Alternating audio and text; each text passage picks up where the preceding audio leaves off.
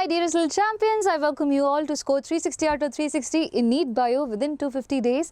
And yes, as I promised, we have a rapid revision for human health and diseases. We'll cover everything that we studied in the whole week. Okay, going ahead with it, the number of questions had been for the previous year and four questions into 4 marks. Basically, for every correct answer you get 4 marks, no? So it's 16 marks. Can we afford to lose that? No, which is why we chose this chapter. And were you able to do this homework that I gave it to you? Let's see who all got it correct. Which one of the following is the correct statement regarding the particular psychotropic drug specified? So you have to see which one has the correct functions over there, written over here. Morphine leads to delusions and disturbed emotions. No, children. Morphine is a painkiller. Barbiturates causes relaxation and temporary euphoria. No, there's nothing like temporary euphoria that is caused by barbiturates. It's for treating mental illness like depression or else insomnia. Okay. Hashish causes afterthought perceptions and hallucinations. I told you, cannabinoids, even though it's not mentioned in your NCERT, it causes hallucination, and hashish is one such cannabinoid. So this is the correct answer. Opium stimulates nervous system and causes hallucination. No. It does not cause hallucination. It is a depressant. Okay, it slows down your body, that's all. Going ahead, children, let's start with our mega revision. So first of all, we are going to talk about bacterial ones, okay? And the first disease that we have is typhoid. Now, typhoid, children, it is caused by a bacteria which is known as Salmonella typhi. And to test if you have this bacteria in your body, we have a test which is known as Vidal test. Now, where does this bacteria go and affect? In the small intestine. But does it stay just in the small intestine? No, it travels throughout the body. Apart from that, in your NCERT it is written that they cause weakness, stomach pain, constipation, headache, and everything, and also they will be having, the people who have this will be having sustained fever.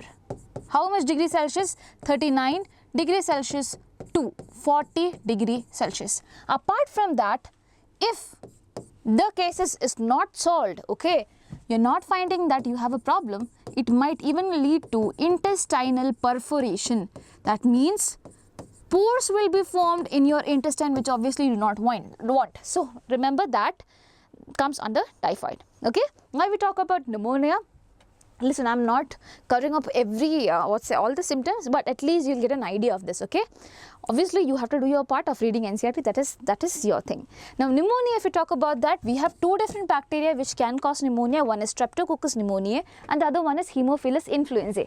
What happens over here? It is going to affect your lungs, and where exactly in your lungs? In the alveoli. So, alveoli, this region, basically the bronchioles are there. Bronchioles open into something like this, which is alveoli. Alveoli, which is having the air that we just took in. It will have oxygen also. This oxygen is given to the blood vessels which are surrounding the alveoli, because alveoli, they are always surrounded by what? Good amount of blood vessels. So basically this oxygen go to the blood vessels, and the CO2 from the blood vessels come to the alveoli, and we breathe that out. Now if this gases exchange does not take place, can we survive, children? No. So pneumonia is a problem for a lot of people. Now I have the NCERT open here so that I do not miss any very big information over here. So I don't see anything like that. Now again, something, when pneumonia is not treated, okay, it will turn your nails and lips to grey and bluish in color. Okay, grey and bluish in color. That's when oxygen deficiency is there. Okay. Now next thing, which is not there, okay, they have just mentioned the names of all these bacterial diseases, that is diphtheria, plague and dysentery. Just have the information about the causative agent. One is Corynebacterium diphtheriae, name suggesting, same thing. Okay, and the questions have come, I have made you solve as well. Okay, plague is caused by Yersinia pestis. It is caused by Yersinia pestis, but there is an agent which transfers this Yersinia pestis to human being, and its name is Xenopsala. What is the name of that vector? It is Xenopsala. Okay. Now dysentery means your stool will be there, but along with blood and mucus, and it will be very watery.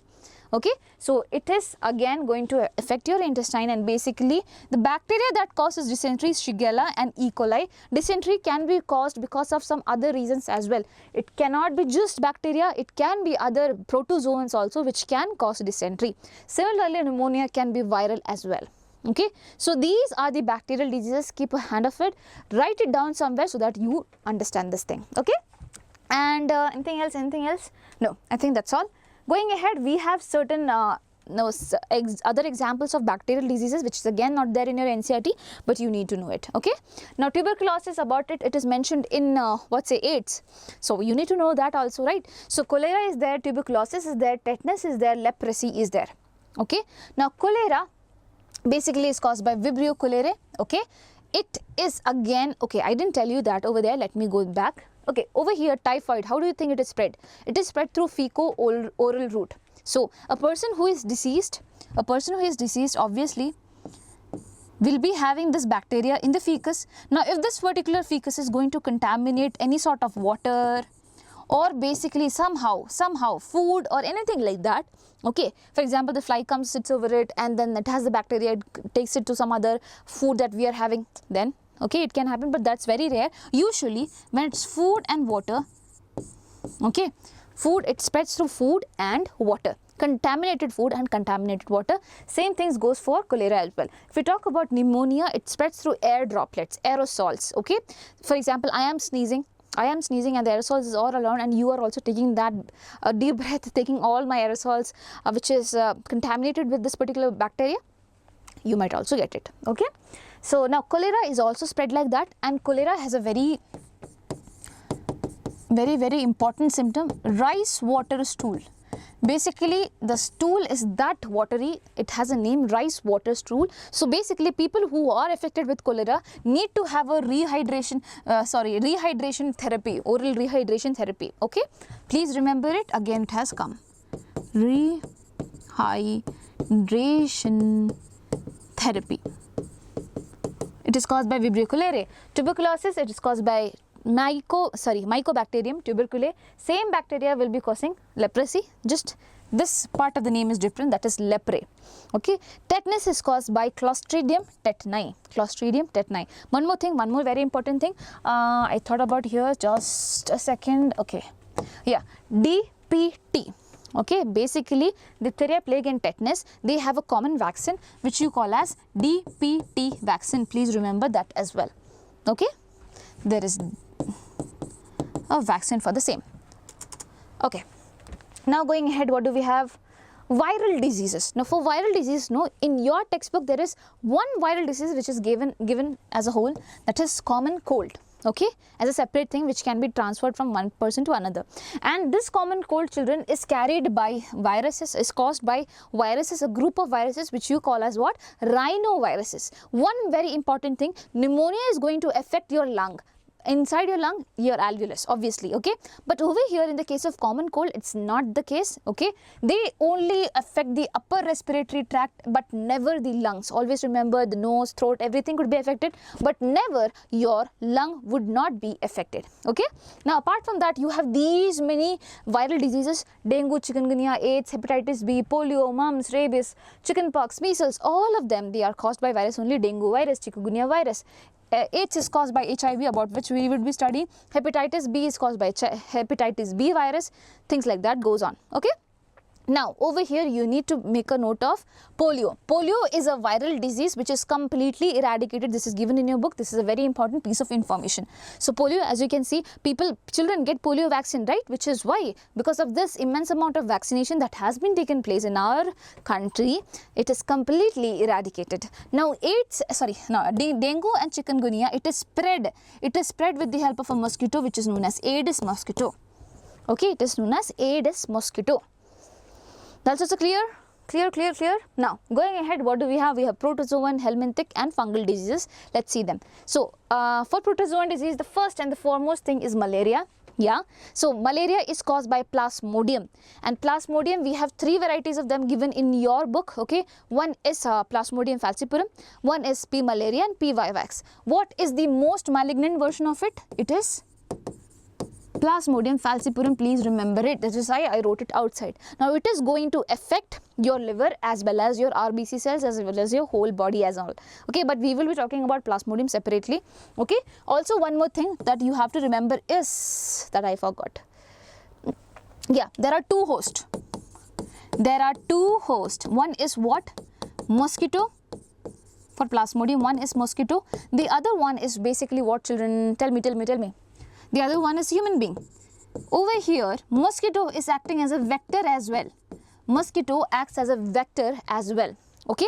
Now, next one is amoebiasis. Amoebiasis is also known as amoebic dysentery. Again, I told you dysentery is caused by protozoans also. So, this is an example of dysentery. Okay. Amoebic dysentery, and it is going to affect your large intestine. Okay. It is going to affect your large intestine. This particular, protozoan, it stays in your large intestine. Okay. It stays in a large intestine. Again, gets into a cyst format. Okay, again gets into a cyst format and is being released in the fecus. Now, this fecus is going to contaminate the water as well as food or whatever things is there. And now the housefly, the common housefly, can transmit this particular thing, particular protozoan from the fecus to the food. Okay, so basically here, housefly is the vector. Housefly is the vector, and it is also spread just like how typhoid and cholera is spread, but it is caused by Entamoeba histolytica. Will you be able to remember this? Entamoeba histolytica. Now, something that is not given in your textbook, but it has come, trypanosomiasis, which is also known as sleeping sickness.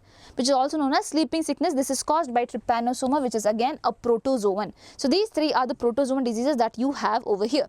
Going ahead, what do you have, children? Helminthic diseases. In helminthic diseases, you have two given in your book. One is ascariasis and the other one is filariasis. Ascariasis is going to affect your intestine. Okay, ascariasis is going to affect your intestine, whereas filariasis is where your lymph nodes will get swollen, inflamed, which is why people who have this particular disease, you call it elephantiasis as well, because the lymph nodes of lower limbs, not the upper limbs, please remember, it's always the lower part of the limbs as well as the genital organs, they all become swollen because the lymph is getting collected there. Usually the lymph is collected by what? Lymphatic fluid. Okay, sorry, lymphatic vessels. But over here there is some damage in the lymphatic vessels because they are causing this problem, which is why the lymph just stays there. The lymph fluid just stays there, and it causes inflammation. Okay. Now, this is caused by Vicariaria bancrofti as well as Vicariaria malai. You can remember both. And ascariasis is caused by Ascaris, which is also known as what, children? Roundworm. It is also known as roundworm. Also remember one more thing. Both of them, okay, both of them, we say that they are nematodes. What do you call them? Nematodes. Okay, nematodes matlab, it means they come under a particular thing, phylum, which is Aschelminthes. Aschelminthes. So, Aschelminthes, they are known as nematodes. Again, a question has come, which is why I have put it over here. Okay. Now comes the fungal disease. There is only one fungal disease given in your NCERT textbook, that is ringworm disease. Okay, in which a ringworm structure is formed. There's a ring is formed wherever it is caused. So you can clearly see it. Now, who is the causative agent? It's a fungal disease. So there are three fungus: Microsporum, Trichophyton, Epidermophyton. Okay, Microsporum, small spore. Okay, Trichophyton and Epidermophyton. Epidermophyton and Trichophyton are fighting. You can remember like that. But somehow you have to remember it. Okay, is this done? Clear? Is there something else that I need to teach? Let me see. Ascariasis, if you see, they cause internal bleeding, muscular pain, fever, anemia, blockage of the intestinal passage. Okay. If you go ahead with elephantiasis and all, as I said, it just inflammation of the lower limbs and all. Rest nothing. You have ringworm. In ringworm, you know there is itchy and the scaly skin is there. Yeah. Now we will talk about Plasmodium in detail because it is a very important part and I had a very separate class for this. So let's see. Plasmodium is a protozoan. It causes malaria. This malaria, usually they said it is caused by Anopheles, but Anopheles is not the one to blame. Because what happens in the Anopheles mosquitoes salivary gland, there is a stage of this particular Plasmodium which is known as sporozoid stage. Please remember, sporozoid stage is there in the saliva, okay, salivary gland of the mosquito. Now this mosquito comes and bites you. So what happens? Basically, mosquito will be obviously giving out some amount of saliva also, so that because mosquito saliva contains the clotting enzyme, anti-clotting enzyme that does not allow the blood to clot, so that it can drink the blood really easily. So along with the saliva, it is giving out what? Sporozoid. Now sporozoid is inside human body, in the blood. in the blood of the human. Now what will happen? This will go to the liver. Liver is the first camp of the sporozoite, of the plasmodium. Okay. Now in the liver, you know, liver is made up of what? Hepatocytes. The cells of the liver are known as hepatocytes. In the hepatocytes, they will undergo asexual reproduction, children. Okay, they will reproduce. Now what will happen? After one point of time, the hepatocytes won't be able to contain them and they will get lyased. They will open up. Now from here, they will move to the next camp, that is what? Blood. In the blood also same thing happens. They undergo asexual reproduction, not sexual reproduction, children. Asexual reproduction. The RBC cells also gets lyased. Now while the RBC cells are getting lyased, one thing is being released which is known as hemozoin. Okay, what is it? Hemozoin. Hemozoin is a thing that causes fevers and chills. Now, what is hemozoin? Basically, when plasmodium is residing inside the RBC, okay, it is dividing itself, and now when it is eating the hemoglobin part, okay, when it is feeding on the hemoglobin, it divides into heme and globin. This free heme is very toxic for it. So it converts the free heme to what? To hemozoin. But when the RBC blasted off, what happens? This hemozoin, whatever was made, got released, which is why you get fever and chills. Whenever that release happens, you get fever and chills. Now, during asexual reproduction, one more thing happens. They are going to form a certain type of stage which is known as gametocyte stage. What do you mean by gametocyte stage? Gametocyte stage is that where that particular plasmodium is capable of producing gametes now. But do they produce gametes inside our body? No way. They do not perform sexual reproduction in our body. Please understand that. Plasmodium does not perform sexual reproduction inside our body. So basically, these gametocytes which are there, it is there in our blood, and now another mosquito comes and bites it. Take this gametocyte. Now this blood will be there in mosquito's gut. Let's see what happens in mosquito's gut. The gametocytes which were there, they will give rise to gametes now. And in the mosquito's gut, no, the gamete will fuse to form zygote. The gametes which were formed, they fuse to form what? Zygote, children. Now, this zygote develops into a motile thing. Remember, all these things have come in the form of questions. I am not joking. So basically what happens, I'll tell you again, the zygote which is there, it develops into, it was not motile, but it develops into a motile structure which is known as ookinete. The ookinete slowly goes into the stomach wall, the gut wall basically, mosquito's gut wall, not ours, okay, mosquito's gut wall, and then transform into something that is known as oocyst. It forms a cyst around it. Slowly when time comes, the cyst opens and again you have what? Sporozoites in them. The sporozoites move from the gut region and it goes to the Anopheles mosquito salivary gland. Again the same thing happens. Do they undergo sexual reproduction inside our body? What is that thing that produces chills and fever? Hemozoin. How is hemozoin produced? When the mosquito feeds on us, okay, on our RBC, they are going to break down hemoglobin into heme and globin, and this free heme is toxic for them, which is why they are converting into less toxic form, which is hemozoin. Okay, that is done. Anything else? Please take care of the picture that is given on 132 page number. Okay. Now, how to prevent infectious diseases? You have two things. Okay. Personal hygiene, public hygiene is there. Personal hygiene, wash your hands regularly, very much important. Keep all your body parts clean and consumption of clean water and clean food, otherwise you get typhoid, cholera and amoebiasis. Okay, so contaminated food and waterborne diseases could be prevented with the help of this. Public hygiene, cleaning of water reservoir, obviously very much important. If your water is contaminated, you could get diseases, right? And proper disposal of waste and excreta. Okay. Now, contaminated food and waterborne diseases are typhoid, cholera, amoebiasis and also ascariasis. I didn't tell, but yes, it is also ascariasis. And with that, I remember one more thing. I didn't tell about how Wuchereria bancrofti is getting inside the human body with the help of bite of a mosquito which is known as Culex mosquito, children. Culex mosquito. Please write it somewhere. Okay. Done. And this is contaminated food. Okay. So we have 4 of them for contaminated food, which is why I put it over here. Now, insect-borne diseases, we have malaria, filariasis, dengue, chikungunya. Okay, all of them. How can it be prevented? Introduce Gambusia fish in the pond. Gambusia can feed on the larvae of the mosquito and does not allow it to grow. And avoid stagnation of water. Obviously, if water is stagnant, then all the organisms can easily grow, right? Cleaning household coolers, you have to clean it. If the water again is stagnant in the cooler, it will create a problem. use meshed doors, use mosquito nets and spray insecticide. Airborne diseases, pneumonia, common cold. Pneumonia affects your lungs. Common cold does not come and affects your lungs, it only affects the upper respiratory tract. Avoid close contact with infected person and their belongings, that's the only thing that you can do.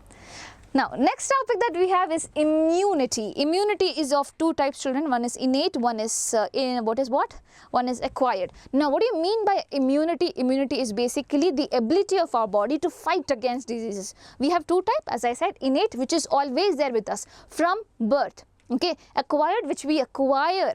So, one example of this is skin. Do you acquire skin throughout your lifetime? It's like you come without skin and then later in your lifetime you acquire skin. Is it like that? No, we get it from birth. So, this comes under innate immunity. Mucus, everything comes with birth. So, all these things that you over here comes with us from present at the time of birth. Now, it is non-specific immunity that is much more important. Now, your skin does not say that I would let virus in but not bacteria. It's not like that. It works for all. It works for all. It is non-specific. It does not have a specific pathogen over there. It's not like that. So, first is physical barrier under innate immunity. Skin and mucus comes under that. Both of them is responsible for not letting things inside our body in some or the other way. Okay. Now comes physiological barrier. Physiological as in what your body is doing for us from the inside. Okay. So, we have certain secretions. You know, in our stomach we have acid, HCl being released. What do we have, children? We have HCl being released, and this HCl will be killing around all the bacteria and viruses, whatever tries to come in. Okay, which is why nothing that gets inside through our mouth could cause a big amount of trouble. Okay, next thing we have tears and saliva. Tears and saliva, both of them have a common enzyme which is known as lysozyme, which is going to cleave through the cell wall of all the bacteria, whatever comes in. Okay, so lysozyme, it's an enzyme which is there in our tears and saliva, which is why some people when there is pimple and all, they put their saliva there because it could solve their problem. Yeah, even though you might feel it to be gross, but it's not that gross. Now, cellular barrier, cells which is there with us from birth and which helps us protection, which gives us protection. One is phagocytic. What do you mean by phagocytic? For example, there is a cell, there is some organism over here, something that could take this organism inside. These type of cells which could kill this organism inside their body, inside the cell body, is basically known as phagocytic cells. You have two of them. One is monocyte, the other one is neutrophil. One is monocyte, the other one is neutrophil. Neutrophil is also known as polymorphonuclear leukocyte, PMNL. Why do you call it polymorphonuclear leukocyte? Because if this is a neutrophil, its nucleus has different morphology. It has multiple lobes, which is why polymorpho. It looks different, multiple morphology. Monocytes, which is there, no, it stays like monocytes in our blood. But when you talk about tissues, these monocytes quickly transforms into something which is known as macrophage. Okay, in the tissues they transform into something that is known as macrophage. Still they are doing phagocytosis. Now both of them are doing phagocytosis, then what's the purpose? What's the difference? So neutrophil is the first one to come when there is something, then slowly macrophages come. Macrophage is very large and it takes a lot of things inside. Okay, now apart from them, apart from the monocytes or basically macrophage or basically neutrophil, PMNL, please remember, okay, you have non-phagocytic cells, as in the cells which do not do phagocytosis. What are those cells, children? Natural killer cells. What are those cells? Natural killer cells. What do they do? How do they kill? Natural killer cells have perforants. They perforate the walls of the organism, and now if their walls are perforated, what will happen? Anything could get inside and destroy them. Okay, that is the use of natural killer cells. They are non-phagocytic cells which is over there. So, cellular barriers means cells who could fight. So, these are the cells that is there in bond, and it is non-specific in nature as well. You talk about cytokine barriers. It is released, cytokine barriers as in something that is released from your cells, which is very useful, which is going to fight against something. So, something that is being released from the virus infected cell, it is known as interferon. So, if for example, I am a cell and I am infected with virus, I will be releasing out interferons. What are these interferons? These are signals which says that to other cells that you have to be protected. Please start releasing antiviral substances so that you can be protected. So, remember, virus infected cells are the ones that releases interferons, and interferons are cytokine because they are being released by the cell. Done. This comes under innate immunity and it is non-specific immunity from the time of our birth. Let me just see through if we are missing out anything. Very much important. Yeah. Where do you see the mucus coating, children? You can see the mucus coating in the respiratory tract, in the urogenital tract and in the gastrointestinal tract. Okay. That's okay. Not too much important. Okay. Getting ahead. What do we have? Acquired immunity, something that you acquire through your lifetime. Now, two very good thing about this is it is pathogen specific. For some specific pathogen, it will have a different line of treatment. For another thing, you have a different line of treatment. Now, it develops memory as well. For example, if one pathogen gets inside our body, next time this pathogen probably won't be able to get inside our body because our body cells will remember that this is the guy that came in and we have to kill it. So this is development of memory and it happens in the case of acquired immunity. It's not like our skin will remember who has come in and went out, right? So, but these cells have the feature of creating memory. You will see how. Okay, it does not have anything to do with brain, I'll tell you. Now, the first time any organism tries to get inside our body, it's a primary response that is show. Our body will be having slight fever and things like that. But everything will be very slight. This is low intensity response. As in, it's not like you will have less fever, but it's like the amount of work that our body is doing to protect will be really less. Okay, it's a very low intensity response. If we survive through that, then it's really good. If you're not, Okay, so primary response is always a low intensity response. After that, the second time this particular same organism which say that I came the previous time, no one could do anything to me. This time when it comes with a cooling glass, probably does not look like a cooling glass, but yeah, when it comes, there will be a secondary response which will be rapid and intense, children. It is going to be get killed. But who is responsible for this immunity? It is humoral and cell mediated immunity. Okay, there are two types of immunity coming under acquired immunity. Humoral means there will be certain cells, which will be certain cells or anything in your blood, in your humor. Humor means what, children? Fluid. And blood is a fluid, and through blood all these cells and things like that are carried, which protects us, which is why we say it is humoral immunity. Not exactly the cell, but something that the cell releases. I'll talk about that. Now, cell mediated immunity is when the cell itself is going to perform its action for killing a cell, for killing another cell or something like that. Let's see. So, humoral immunity is when B cells are involved. What do you mean by B cells? B lymphocytes. What are B cells? B lymphocytes are there. Before getting ahead, I want to tell about something, since I think it's very important for you to always remember. You have leukocytes, that is WBCs. There are two categories I taught you the previous time. What is it? A granulocyte that does not have granules. Actually, they have granules, but with the microscope, granulocyte. With the microscope we had earlier, we didn't see it. Okay. In this comes what? Basically lymphocytes and monocytes. Lymphocytes and monocytes. Lymphocytes, you have two, B and T lymphocytes. Okay. Monocytes slowly transform into what? Macrophages. And they will produce, all of them, they are responsible for phagocytosis. Granulocytes, you have eosinophils, which is responsible for allergy. For all the allergic responses, these cells are active. Then we have basophils. It causes inflammation. It causes what, children? Inflammation. Inflammation is very necessary. If your blood cells are not dilated, blood vessels are not dilated, all the cells cannot come to one place whenever it is needed, which is why inflammation happens. Now, last one is neutrophil. Neutrophil, which is again responsible for phagocytosis. Just like monocytes, I told you, right? This is a thing that we studied in innate immunity. So they are already there. And there is one more thing, that is natural killer cells. The one were responsible for releasing perforins, natural killer cells. So as of now, we are talking about these lymphocytes which come under leukocytes. Okay. Now let's see.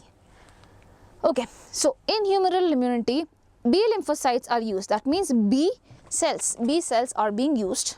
Okay, and what exactly happens in B cells? When they get activated, they release two types of cells. One is plasma cell and the other one is memory cells. One is plasma cell, the other one is what? Memory cell. Plasma cells will be later releasing what? Antibodies, children. What they will be doing? They will be releasing antibodies against these pathogens. Whereas memory B cells, it will stay. It will think that okay, this has come, the next time it comes, we know how to tackle it. Okay, so B cells basically produces two cells, plasma cells, memory B cells. Okay. Plasma cells are the ones that is responsible for production of antibodies, and memory B cells are just there. Next time when any pathogen tries to get inside, it will be gotten killed. Okay. Now, there are different type of antibodies. GAMED, gamed, you can remember like that. G, that is, what is IgG? Ig stands for immunoglobulins, as in these are all proteins. These antibodies that you see over here, they are all proteins, children. What is the name of it? Immunoglobulins. Okay, immunoglobulins, sorry, not globins, immunoglobulins. Fine. IgG is the one that is being carried from your placenta, from mother's placenta to the baby. So it's the first antibody that is being transferred. Then comes IgA, which is transferred with the help of milk of the mother. So we say breastfeeding is very important during initial time. Why? Because the milk will contain IgA, that's why. Now talking about IgE, it is responsible for allergy. Antibody E for allergy, EE, it sounds similar, right? Now IgM and IgD are there on the surface of B cells, and they are responsible for trapping all the antigens that comes the way. So basically antibodies are responsible for trapping what, children? Antigens. This will be also nothing but the proteins. For example, if this is a cell which is a problem causing thing, it will have certain antigens at the top of it, certain proteins at the top of it, which could be sensed by our body. So initially if it has not seen, then antibodies won't be made for it. Okay, for the first time antibodies will be seeing it, so they won't be able to bind or do anything. But if they have memory of it, the next time it comes, they will be producing antibodies which were responsible for killing this particular cell. Okay, now going ahead, it's not like antibody directly kills the cell. It's not like that. There is a huge lot of mechanism involved. I don't want to go in detail because we have to follow NCERT. Yeah. Now talking about cell mediated immunity response, you have T cells over there. What is T cells? T lymphocyte. Now T cells are of different types: T helper cell, T killer cells, and memory T cells. T helper cells are the one that is damaged in AIDS. Please remember it. Okay. Now T killer cells, T helper cells, and memory cells, you will see how do they work now. So first thing, let's talk about humoral response where B cells are involved. So this is how the antibody looks like. Okay, the antibody looks like this. The antibody looks like this. I say they have a structure that is H2L2. What is H2L2? They have two chains like this which are long, which would be heavy. So it is heavy chain 2. Over here they have two short chains which might be obviously lighter than the heavy ones, so it will be light chain. So H2L2 is the formula for remembering the antibodies. Okay, and now always remember, they have both the heavy chains, they have disulfide bonds between them. They have disulfide, as in two sulfur bonds. Two sulfur are coming over here and they are forming a bond. This is known as disulfide bonds. How many of them are there, children? They have almost children. How much of them? Almost 1 to 13 of them are there in between the heavy chains itself. Now what about heavy chain and light chain? There will be one sulfide bond on either side. Okay, that is there. Apart from that, what you have to remember is okay, they have this particular region. Every antibody will be having this particular region as a separate region. It will be different. That's why it is known as variable region. It is known as variable region. Whereas this region from here to here, it is constant. It is constant for every antibody. I mean constant for every antibody, as in, for example, you are releasing IgG. For all the IgG, this will be constant. This particular thing will be constant, but again, this area could be different, variable. Okay, which is why it is known as variable region. Now, variable region, if you see, if I zoom in a bit, okay, if I zoom in a bit, you see these columns over here. This column that you see over here, it is known as paratope. What do you call it? Paratope. This is the region where the antigen comes and attaches. So for example, there is an antigen that comes and attaches. The antigen will also have certain regions which would be attaching to the antibody. Those regions which are coming and going to get attached is known as epitope. Epitope. For example, if this is the antigen, this is the antibody, this part of the antibody is known as what? Paratope. And this part of the whole antigen which is going to attach over here will be epitope. So this region is the one that is responsible for the attachment to paratope. Please remember that. Okay.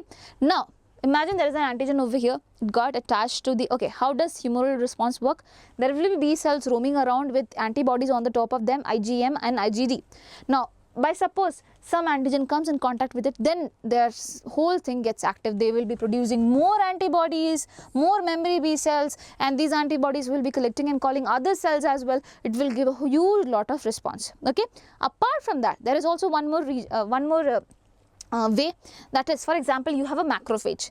You know macrophage, right? The one that does phagocytosis. So this macrophage saw a particular organism, took that in, broke it down, and it is going to present certain antigens of it, certain part of it on the top of it, on the top of the cell, with the help of a protein which is known as MHC2.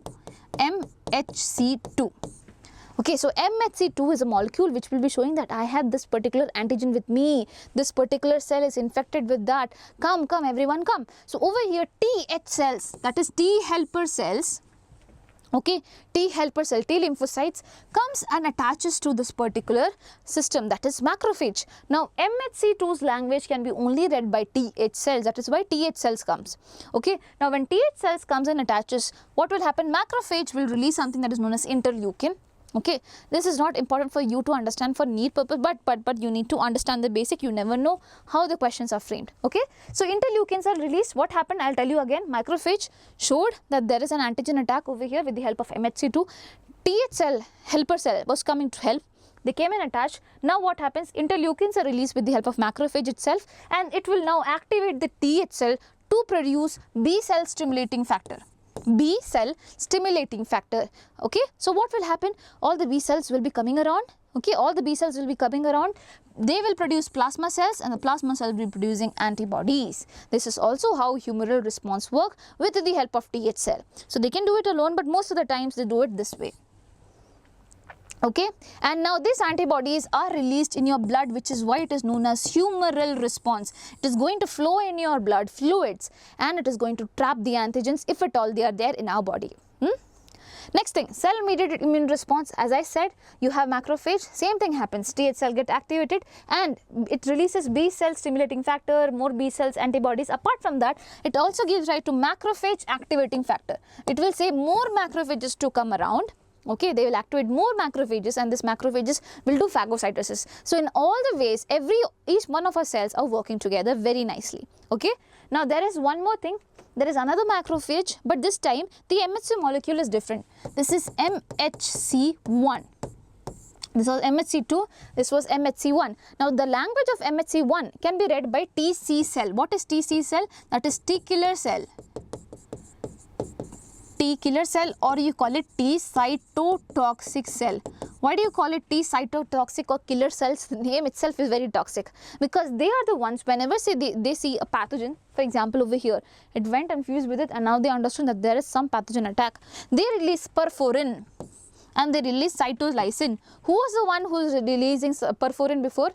Natural killer cells. So just like that, they are also going to release perforin, which is going to perforate the wall of the pathogen which is there. Apart from that, they also release cytolysin that kills the cell as a whole. Okay, so T killer cells are very toxic, cytotoxic.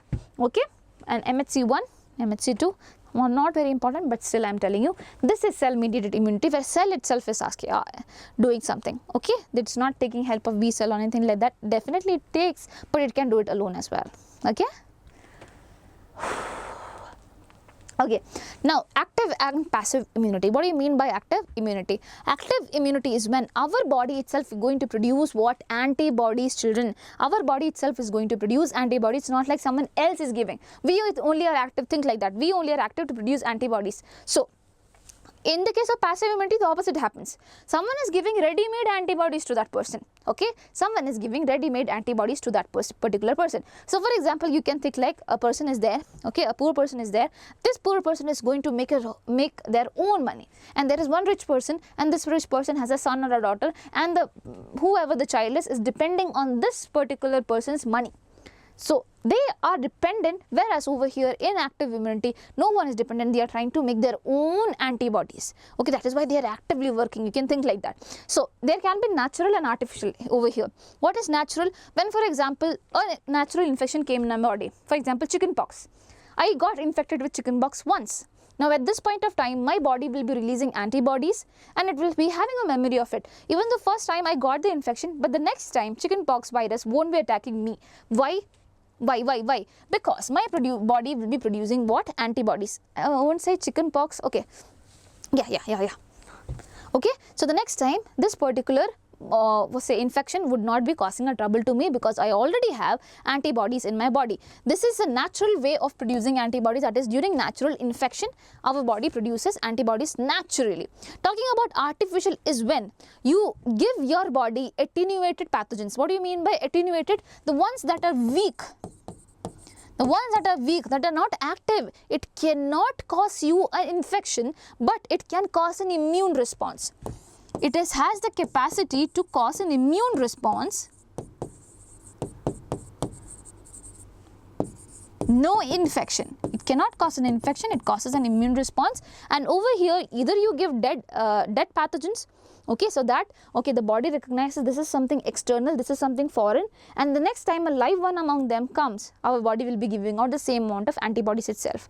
So this is how vaccination works. On this principle, vaccination works. You might have seen in polio also, vaccine is given. What is there?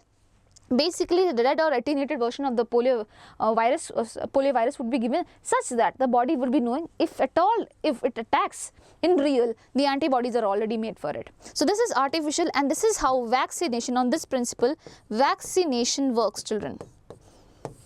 Okay. Apart from that, we have passive. As I said, antibodies are rented. So you can rent it naturally from your parents directly. From your mother, you are getting IgG from placenta, IgA from colostrum. What is colostrum, children? First milk that is produced from the mother, which is yellowish in color. Okay, it is yellowish in color and is rich in IgA, which is why breastfeeding is very much important during the initial time.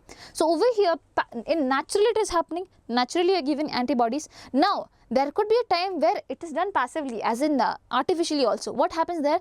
For example, there is a snake bite. There is a snake bite. You do not wait for your bodies to produce antibodies. Instead, you take a mix of antibodies which is already prepared there. This is known as anti-venom. So anti-venom consists of all the antibodies which are already prepared there, and it is now you just have to inject it and your body will be showing all the what's the defense mechanism over there. This is known as passive immunization, or you can say artificial one, but it has a proper name. It is known as passive immunization, where basically it is not happening naturally, you are giving it. Now tetanus is another such example. You give anti-tetanus shots. Okay, what is it? Antitoxins you are given. What are antitoxin? It's a mix of antibodies with all the other things. Okay, you are giving it ready-made things. So please remember all the small details. The question came, how is polio drops different from tetanus shots? And now if you do not know answer, the problem is there, because basically in tetanus what is happening, antitoxins are given, right? These are the preformed antibodies that's already there, whereas in polio what is happening, your body itself is going to produce antibodies, but you are not giving live polio virus. No, it is attenuated or dead. Okay, remember that. Now next thing, allergy. How is allergy caused? Same mechanism until over here it was the same. Okay, B cells are going to produce plasma cells, and these plasma cells are going to produce a specific type of antibody. I told you it's IgE. For allergy it is what? IgE. This IgE will go and stay on our mast cells. Okay, now they will trap all the antigens which are causing what? The allergic response. Allergy is what? The over exaggerated immune response. What is allergy, children? It is exaggerated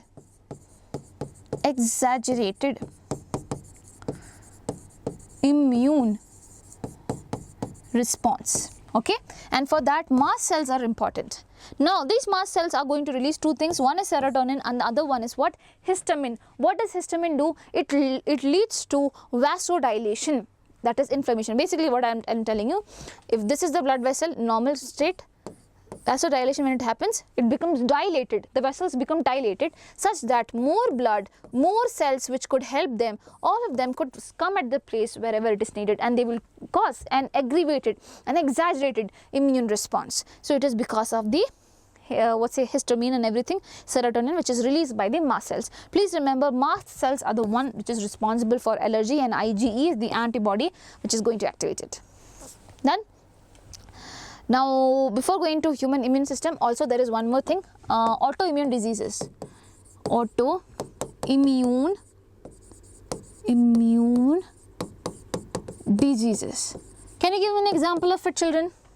Can you give me an example of autoimmune diseases? We studied it. What do you mean by autoimmune? Tell me in the comment section, in the chat box. Whenever I read it, but I'll definitely read it if you are telling the answer. What do you mean by autoimmune diseases?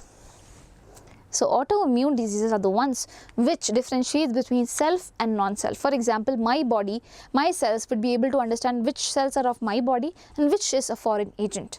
Now, if your body is not able to understand that, it will be killing its own cell as well. It will be killing its own cell, and usually we multicellular organism, we definitely have this mechanism of protecting our own self. But during some genetic changes, something like that, autoimmune diseases are caused, and that's when you won't be able to differentiate between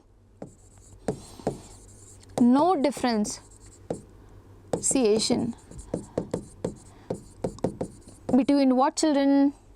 Self and non-self. Okay, self and non-self. There's also one more thing. Example, rheumatoid arthritis, the one that is given in your textbook.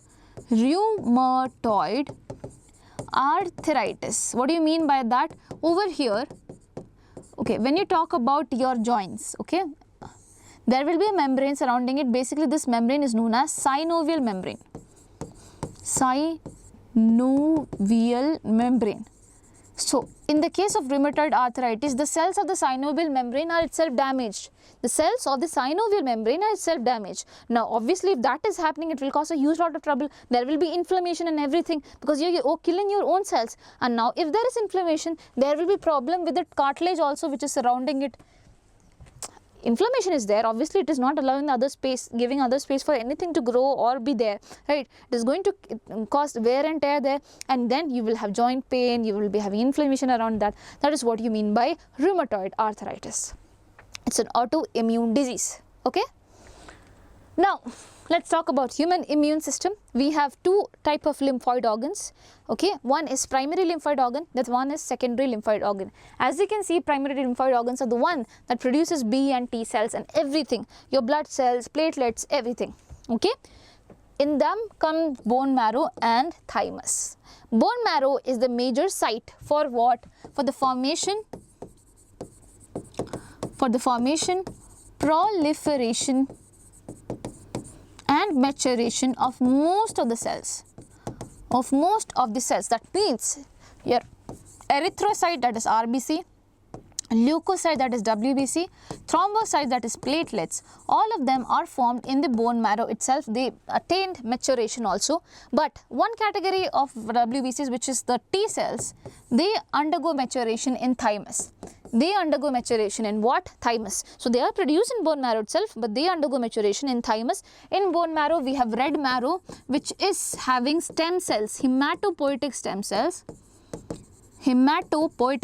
which are responsible for the formation of all of them. Let me make you clear. Okay, all the cells are being produced here itself. Only T cells go to thymus. Thymus is there. Where is thymus, children? It is behind our sternum. You know sternum? Sternum is the point, chest bone, breastbone, basically chest bone, breastbone, whatever you say, which connects the ribs and everything. So, behind it, near to our chest region, we have the thymus. Okay? Please remember it. Thymus is the place where the T lymphocytes gets matured. So, this is a site for proliferation, maturation and everything. And now all of them will go to secondary lymphoid organs. Why? To actually do their function, that is to fight against diseases. Okay, so this is the place where they actually see the antigens and everything. What are those places? Lymph nodes, spleen, malt. What is malt? Okay, well, let's start with lymph node first. So as I said in the previous chapter, your blood vessels, when they leak out, there will be fluid around, and this fluid, if it stays there, it will cause problem. It will cause inflammation and everything, just like how it was happening in elephantiasis. So this fluid is collected by a system of blood vessels which are known as, not blood vessels, system of vessels which are known as lymphatic vessels. And this fluid which oozes out of your blood vessel, it does not contain RBC or anything like that, because RBCs are big, they cannot come outside. Okay, so only your plasma, only the plasma, which is, so your blood is made up of plasma and cells. So basically plasma moves out, and certain cells like WBC, they move out, and also if you have pathogens in your blood, they also move out. This everything, they accumulate. If it's accumulated, it's a problem. So lymphatic vessels carry them, and lymphatic vessel, no, they have a pit stop everywhere, which is like this. They are swollen places which are known as lymph nodes, children. These lymph nodes have excess amount of lymphocytes, WBCs, which could fight against things. For example, if pathogen gets in, it could be killed over here. So this is a place where you have lots and lots of lymphocytes, and that was the actual job of the secondary lymphoid organ. It was a place for making them meet with the pathogens. So yes, lymph node is a place like that, and we have so many lymph nodes at so many areas in our body. Okay, it's spread throughout our body. If you have seen the video, you'd get more idea. Spleen, what is the shape of it? It is a bean-shaped organ. Bean-shaped organ, and it is located near to your stomach. So if stomach is like this, you will be having your spleen over there. And what is the use of spleen? Spleen is basically known as graveyard of erythrocytes. Graveyard of erythrocytes. Basically over here, the old worn out RBCs come, and it's totally damaged over there. After 120 days, after the lifespan of RBC, they're damaged, and the hemoglobin and everything is taken inside. Apart from that, if you think that this is a spleen, okay, they will be having lots and lots of lymphocytes as well, such that any pathogen or anything comes up, they can just kill the pathogen. Okay, that is the use of spleen. Now there is malt. What is malt? Mucosa associated lymphoid tissue. Okay, mucosa associated lymphoid tissue. As in our body, inside our body, we have layers. Okay, the external layer is serosa, then comes muscularis, the muscular layer, then comes submucosa, and the innermost layer is known as mucosa. It is mucus layer. Okay, now there would be certain types of things in our mucus layer. For example, Peyer's patch.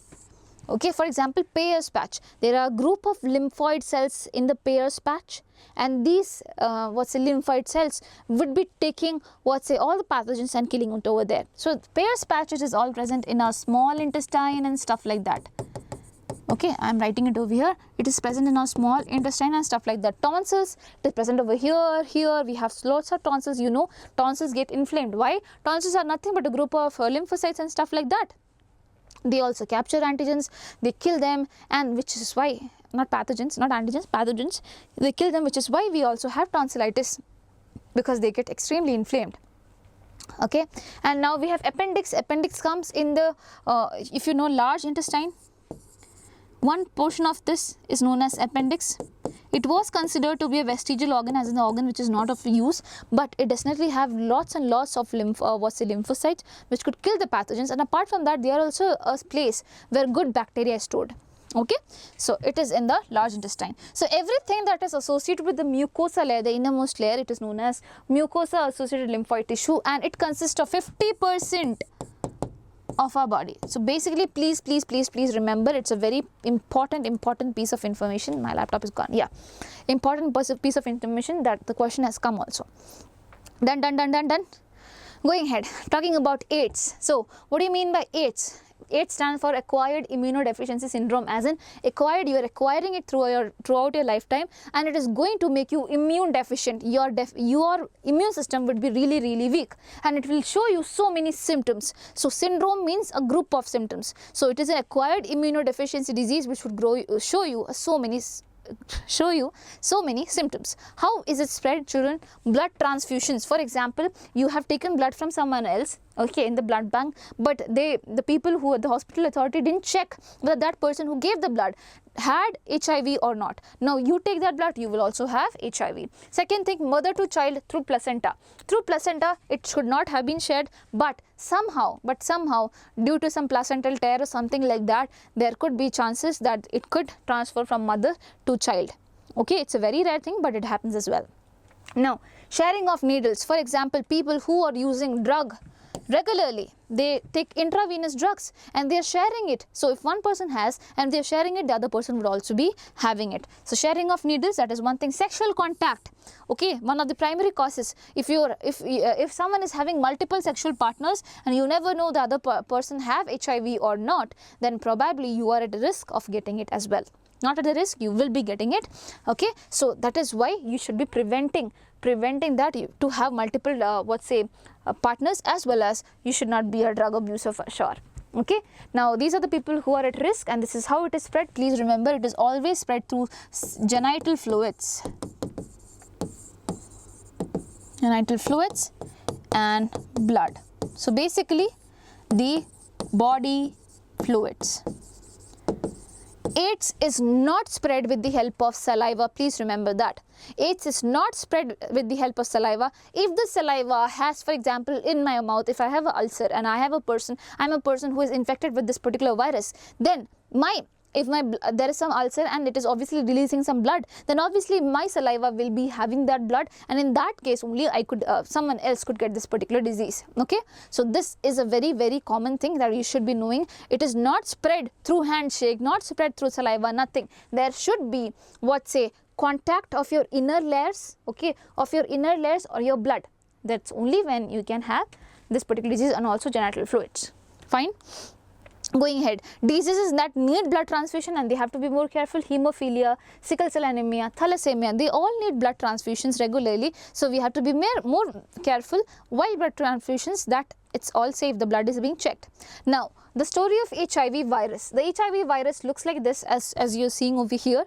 Okay, the outermost protein that you see over here, it is known as GP120.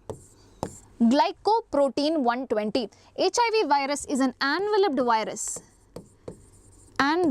virus. Okay, please remember it. And the envelope is made up of a lipid membrane. This envelope is made up of lipid membrane, actually our membrane itself. Okay, now getting inside, it has something like this, which is known as capsid. It is known as capsid. Inside that they have RNA. They do not have DNA, they have RNA, and this RNA is single-stranded RNA. Single-stranded RNA. And I'll tell you, there are two of them. It's like two single people. Okay, they are not merged, nothing has happened. There are two single strands of RNA which are present inside, and apart from that there are enzymes also. So basically what happens on our, okay, for example, if this is a macrophage,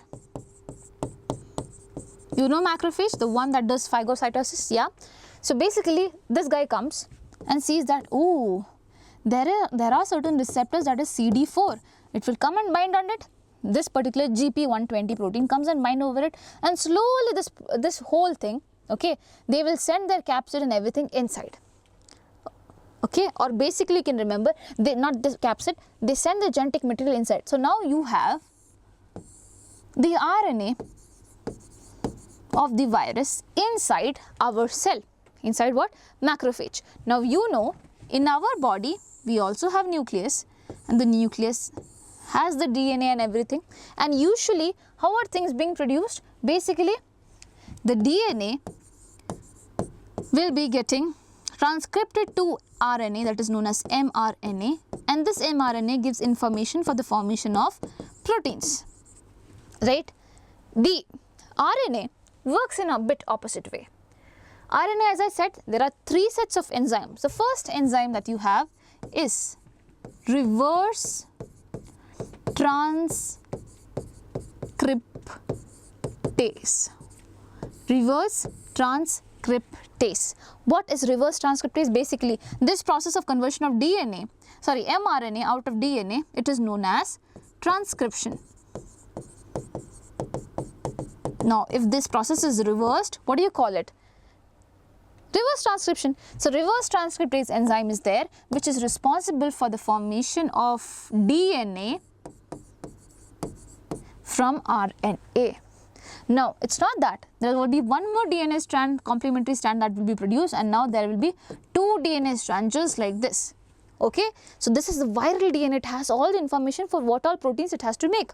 Now, this DNA will slowly get in there in our nucleus, and with the help of the next enzyme which the virus has, which is known as integrase, it will slowly cleave the DNA over here, our DNA. And now what will happen, children? Our DNA is cleaved. They will put down their DNA. Our enzymes will come, read this information, give out mRNA. The mRNA will be forming what? Proteins. It's also their proteins that is being made. So, the red thing is their protein only. Just imagine like that. Now, you do not want the whole protein thingy. You have to break them down into peptides. For that, the virus has the next enzyme, which is what? Protease. Okay? Protease. Yes, protease. Okay? This protease is going to cleave the proteins. This protease is going to cleave the proteins into peptides. I don't remember peptidase or protease. It is protease. Please check with the other video that I made, but I think it's protease itself. Okay. Now, anyways, now these proteins are broken down to peptides, and now again these peptides will come together, will be forming certain GP120 proteins, which would be moving out, forming GP120 proteins over here. Okay. Then this DNA will be used for making RNA.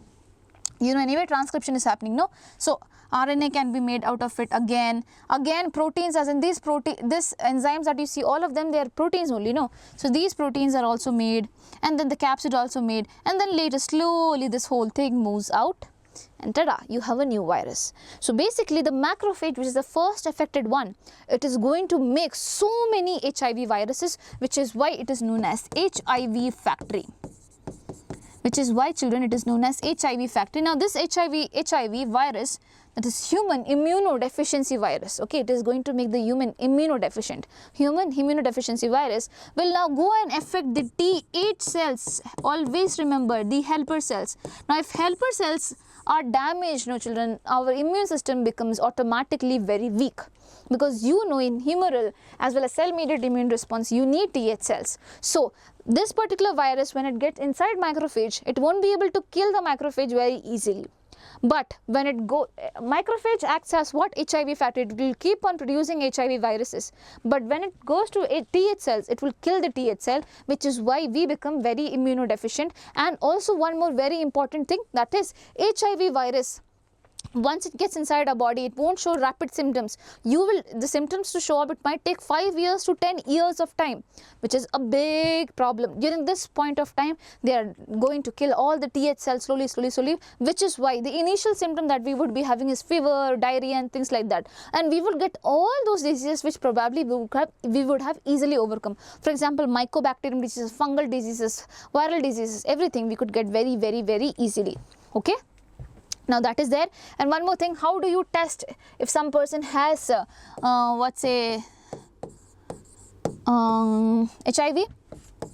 There is a test known as enzyme linked immunosorbent assay. Enzyme linked immunosorbent assay is there. Okay, which is responsible for testing the virus. Okay, it uses antibodies, antigens and stuff like that. Now, how to fight the AIDS for our country? There is National AIDS Control Organization, NACO, being made, and NGO and World Health Organization, all of them, they put together the things that blood from the blood bank should be safe, ensure that only disposable needles and syringes are used in public and private hospitals. There is free distribution of condom, because condom is one physical barrier that protects from HIV infection, because there is no exchange of genital fluid if the condom is used properly. Controlling drug abuse, okay, advocating safe sex and promoting regular checkups for HIV. These are all the steps taken by WHO and also the other ones. So, National AIDS Control Organization, ELISA, everything you have to remember. Yeah. Next thing, cancer.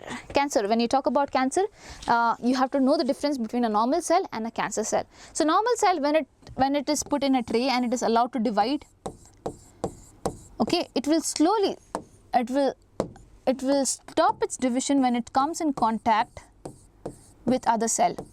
This process is known as contact inhibition, but cancer cells fail to do so. So cancer cells loses this property. Okay. Now, for example, this is the cancer cell. They will keep on dividing, even though they have come in contact with other cell. Okay. Now, when they are dividing like this, obviously they are going to form a mass of cells. They are going to form mass of cells. This mass of cell is known as what, children? Tumor. Now, tumor are of different types. We'll come to that.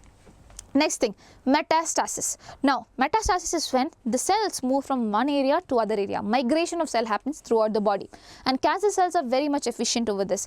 So basically, if there is some cancer in one particular area, these cells will be traveling down to other areas, stomach, kidney, wherever they want, and they grow there. So this migration happens in what? Cancer cell, but not over here. Contact inhibition happens over here. Okay, so this I didn't remove this time also. Okay, next thing is telomerase activity. I'll tell you one very important thing. Again, this is out of box question which is not there in your NCERT but has come. That is, usually our chromosomes, no children, the end part of it, what do you call it? Telomere. Okay, you call it telomere, and while DNA replication happens, every time this particular portion gets shortened, the telomeres get cut. So basically every time our DNA is going to get shortened, and eventually you won't be having something and the cell will die, This is the normal process. Okay, because in our body, in general sense, telomerase, the enzyme which is responsible for increasing the length of telomere or maintaining the length of telomere, is made to be low or absent. Okay, its activity is not very profound over here. But in the case of cancer cells, the telomerase basically, so to inhibit telomerase, we have telomerase inhibitor in our body, but over here it overcomes that. The telomerase is kind of active, and hence the size of the chromosomes remains the same, and the cell will keep on dividing forever. So we say that these cells are what, children? Immortal. They are immortal, whereas in the case of them, normal cells, they are mortal. They would be obviously what? Mortal. So these are the major differences that you have over here. Now the cell of mass of cells, you call it a tumor, and tumor are of different types. One is benign, the other one is malignant. When there is no metastasis happening, when there are just bunch of cells which divided, proliferated themselves, but they are at one particular place, forms a lump over there but does not move around anywhere, no metastasis, it is safe. It is benign tumor, it can be removed with the help of surgery. Malignant tumor is when metastasis, some cells from here would be moving around to some other region, causing some trouble over there. That is known as malignant type of tumor. It will spread throughout. It will be what, children? It will be spreading throughout the body. Okay, and this is the one that causes cancer. This is the one that causes cancer, malignant one, which is why it shows metastasis. 2 minutes break. Yeah, causes of cancer. Now we have different reasons: ionizing radiation, non-ionizing radiation, physical and biological. Basically both of them, they come under physical reasons. They come under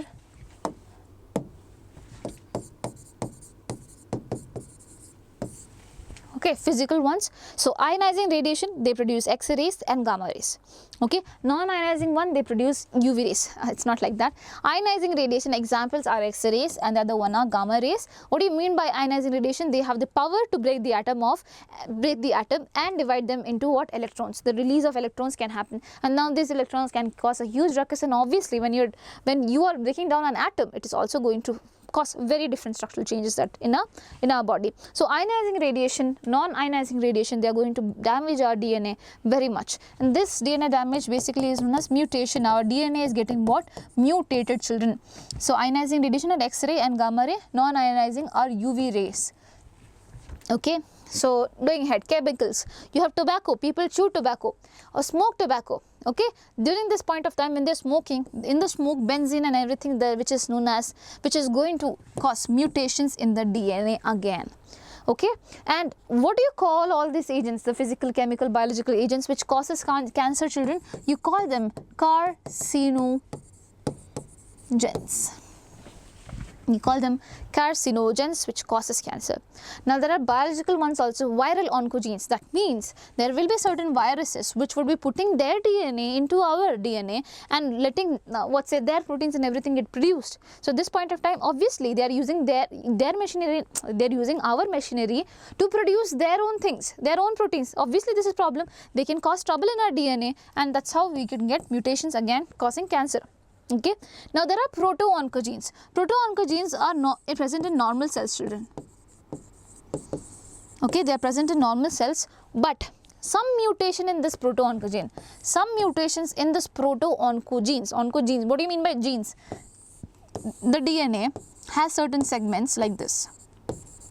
Each segment you call it as a gene because this gene is going to be responsible for formation of a protein, right? Now this gene which is there is not proto-oncogene, it produces normal proteins and things like that. But if some mutation has happened because of UV rays, some rays, okay, what will happen, children? Because of this mutation, they will now produce something else, which is what? Cancerous. So viral oncogenes are produced by oncogenic viruses, okay, which has the ability to cause cancer and things like that. And this is the whole thing. Next thing, detection of cancer. How do you detect the cancer? So basically, if someone has a lump on this, they cut that, the tissue, part of the tissue. This is known as biopsy. Now, when you study that tissue, it is known as histopathological study. For that, you need, for leukemia and all, you study bone marrow, you learn bone, study about all this, sorry, not bone, blood. Okay, that's when you find leukemia. Leukemia is basically when you have a cancer in the blood cells. Okay, then you have computer tomography, that is CT scan, and radiography, that is X-rays. Okay, we say X-ray, we took an X-ray, this is radiography. Okay, so in computer tomography you get a 3D image, in a radiography you get a 2D image. Both of them are using what? X-rays, not very safe. Okay, but when you talk about magnetic resonance imaging, that is MRI, this is comparatively very safe. Why? It is comparatively safe, children, because they are using non-ionizing radiations. These are not the ones that could break your bones and things like that. So it is comparatively safer. So the safest of all, that's what you say. Now there is a treatment like antibodies, where basically the antibodies are collected from people, or basically are made like, which could, for example, if first person has cancer, their body already had produced antibodies against it, right? Now these antibodies are there, you make it, or you take it from some other people who have not there, you are not there now. Okay, now you have in storage. What do? A person who is in risk of having cancer, or not in risk, or suspected to have cancer, from their body antigens are taken, and now if this antigens attaches to this antibody, that means they would have cancer, because this antibodies would be obviously released against cancer.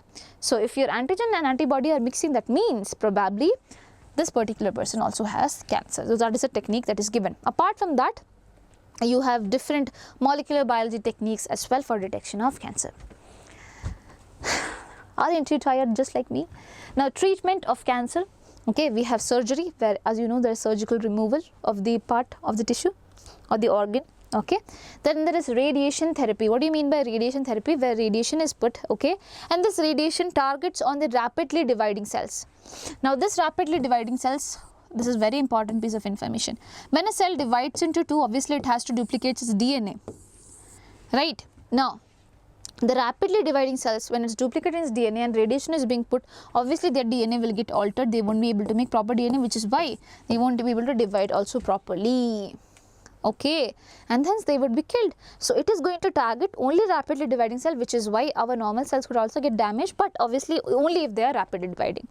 Okay, now chemotherapy works on the same principle, where you are given chemicals, and these chemicals also act on the rapidly dividing cells, such as people who undergo chemotherapy, your hair follicles and everything are damaged, because hair follicles are naturally very rapidly dividing cells, which is why you have which is why people have hair fall. Okay, apart from that, your blood cells, you can have anemia also, because your blood cells could also be damaged, some of them. Now immunotherapy is when, okay, immunotherapy and radiation, no, it is, okay, so basically radiation is given between gaps. Why? Because if your normal cells are damaged, it needs time for them to repair, which is why it is given in between gaps. And immunotherapy is when the patient is given alpha interferons. The patient is given alpha interferons. These are the things, same, just like how virus infected cells were releasing interferons to alarm everyone. Similarly, over here, alpha interferons are the one which will be telling that, hey, other cells be active, something is coming in and we have to kill that. It makes your immune response very strong. Immune response are made to be stronger with the help of this. Done? So these are the treatments for cancer. Going ahead, we have comparison chart for opioids, cannabinoids and coca alkaloids, which are the drugs. Remember children, the drugs that we studied yesterday, yeah? So opioids basically are made from the plant that is papaver somniferum. Okay, cannabinoids are made from cannabis sativa. Okay, coca alkaloids are made from erythroxylum coca. With love, they are known as smack. With love, they are known as coke or crack. Okay, they are known as nothing. Okay, now the most common example that you have over here, heroin, morphine. Okay, the common example that you have over here, marijuana, hashish, charas, ganja. Okay, the common example of this, cocaine. Amma, I would have gone now. So yes, these many things are there. Now, how is it made? From the latex of the plant, basically the milk of poppy. You call this plant papaver somniferum as opium poppy. Opium poppy. Okay, so milk of poppy, basically it is taken for production of this thing. Okay, what about cannabinoids? Everything is taken. Flower pods, leaves, everything is taken of cannabinoids. The same plant is responsible for production of all these things. Okay, so marijuana will be what, the dried leaf and flower and everything together. Ganja will be just the leaf, or hashish will be what, the raisins. Okay, the raisin is also used. Okay, or charas will be handmade roll raisins, stuff like that. Okay, now coca alkaloids, basically I think they have not mentioned in their NCRTs, which is why I am not written over here as well. Going ahead, what do we have? Yeah, how it is formed, children? From the latex, morphine is taken, and this morphine is made to undergo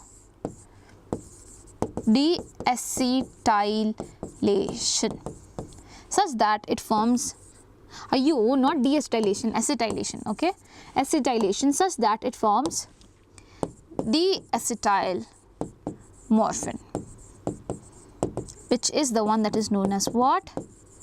Heroin. Okay, I should not have written it over here, I think. Just give me a second for my blunder because we need space. So sorry.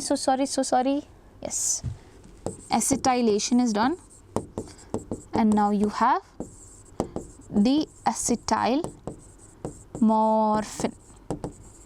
Okay, now next thing over here, cannabinoids, basically as I said, did not have any other technique like that, remember, so we won't write anything over there. But next thing, okay, receptors, I am writing it over here itself. Okay, the receptors are present in the CNS, that includes your brain and spinal cord. Okay, and also gastrointestinal tract. Intestinal tract. For cannabinoids, again, it is there in the brain. For them, it is not mentioned. So this is about what? Receptors. Okay, done. Now what are they going to do? What is the use of opioids? It's a depressant. Depressant. Okay, it slows down your bodily functions. Cannabinoids are basically going to act on cardiovascular activity.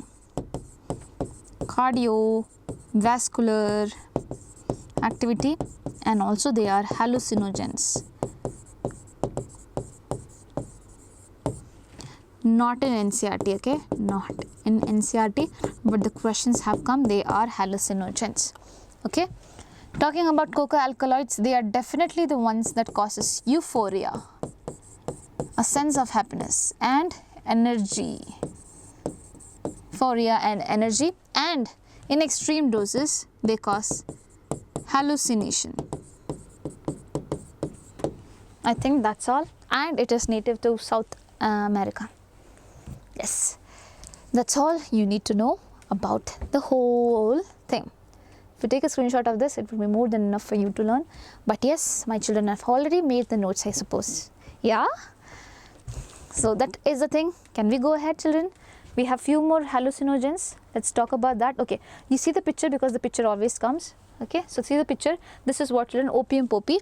Remember, they have round ball like things. Okay, over here they look like O. Okay, and they have flowers which are very much beautiful, just like this. The structure, the chemical structure is like this, where there's an O over here. Okay, this is a total looks like a O again. Okay, and that is a latex which helps in the formation of morphine. Now next thing, we have cannabinoids. This is the leaf. This is how the cannabinoids looks. Okay, that is what is the name? Cannabis sativa. Now this is a structure. How can you remember this? Since they are going to affect the cardiovascular activity, you can remember ECG over here, something like this. Your ECG also looks like this, no? So you can remember like that. Okay, so this is the structure. Again, there could be questions on the basis of structures. Going ahead, we have coca alkaloids. Okay, this is not coca alkaloid, this is hallucinogens. This is an example of more hallucinogens. So for more hallucinogens, no, this thing that you see over here, it is datura. Datura is a hallucinogen, okay, which looks like this. A funnel shaped flower is there. Over here also you can see the same thing. It's a funnel shaped flower, and it has come in the previous year. They have given the picture without the colors, so it might be difficult for you to understand, but you need to.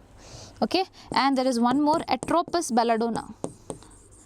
Atropis belladonna, that is also there along with datura. So I remember A, B and then C for coca alkaloids, because they are major, what say, hallucinogens. So A, B, C, D. Okay, going ahead, what do we have? Extra things, yeah. We have barbiturates. We have amphetamines. We have barbiturates, we have amphetamines, and what, children? We have one more thing, benzodiazepines. All of them, they are drugs only, but they are used for treating mental illness. Mental illness like depression, it's not my words, it's NCRT's word, okay? And also insomnia, as in when you are not able to sleep. Morphine, which is basically an opioid, it is also used in surgery as a painkiller. Painkillers are also known as analgesic, or it is also known as sedative. Done? Will you be able to remember this? This is the extra thing that we have. And also nicotine. Do we have nicotine? No. So let me see. Okay, so if you talk about nicotine, children, nicotine, wait. Nicotine is there in the tobacco, right? Nicotine is there in tobacco. What do? Nicotine basically, it goes and says our adrenal glands to release more amount of epinephrine and norepinephrine, that is adrenaline and noradrenaline. So it goes and affects the adrenal gland and hormones are released. Adrenaline, noradrenaline, and this causes what? Increase in blood pressure and stuff like that. Okay, that is the use of nicotine. Apart from that they are going to, obviously when tobacco and everything you are taking in, it will cause cancer, emphysema. Emphysema is basically your alveoli and everything is getting disturbed, your lung cancer, emphysema, coronary heart disease, your arteries and everything are getting damaged, heart disease, gastric ulcers, there will be ulcers in your stomach and stuff like that also happens. Okay, now tobacco, when it's there, when you're smoking also does one more thing, it makes more amount of carbon monoxide. What is it? Carbon monoxide. This monoxide has more friendship with hemoglobin than oxygen has with hemoglobin. So basically hemoglobin will be attached to carbon monoxide and won't be transporting oxygen, and we would be having oxygen deficiency as well. So that is one major thing as well. And with this, children, my dearest children, we are completing the whole chapter, and tomorrow we have a mock test. Just the amount of hard work that I have put to teach you over here, I need the same amount of hard work there as well. Please, please, please give your 100% to study and give the mock test and tell me the answer in the comment section for tomorrow's mock test. You have to tell me that how many marks you got. I want to really know about that. I want to see whether I am helping you in any ways or not, okay, to understand things. So that's all, children. Do not forget to subscribe to the channel and have a really, really good day, and be in peace, be happy. Take care. Bye-bye.